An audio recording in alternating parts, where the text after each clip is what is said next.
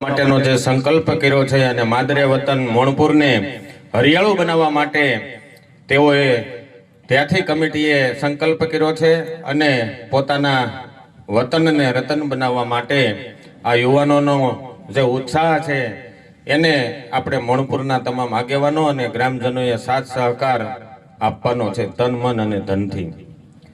તરોવર એટલે વૃક્ષો, સરોવર એટલે ઠેર ઠેર અત્યારે જે પાણીના સંગ્રહના સરોવરો અને તળાવો બની રહ્યા છે એ મણપુરમાં પણ કામ થઈ રહ્યું છે।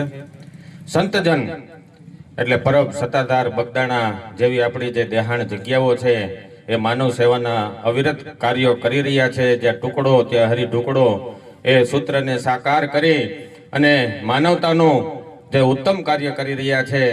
આ ત્રણેય ભેગા થાય અને ચોથા બરસત મે એટલે પરમ કૃપાળુ પરમાત્માની કૃપાથી છેલ્લા ઘણા વર્ષોથી સારા વરસાદ થઈ રહ્યા છે। ત્યારે આપણો ભારત દેશ ગુજરાત કચ્છ કાઠિયાવાડ અને એમાં આપણું અમરેલી 90% 80% ખેતી પ્રધાન દેશ છે। પ્રત્યક્ષ કે પરોક્ષ રીતે ખેતી સાથે સૌ સંકળાયેલા છે।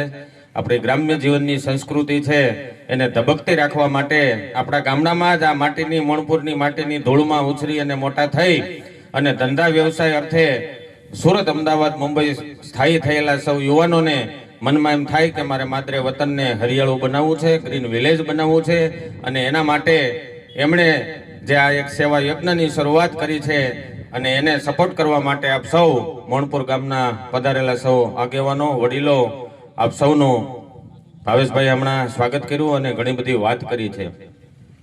મિત્રો, વડીલો, યુવાનો, વૃક્ષ કદી ફળ ખાય નહીં, તડકો સહન કરી અને પશુ પંક્ષી માનવને છાંયો અર્પે,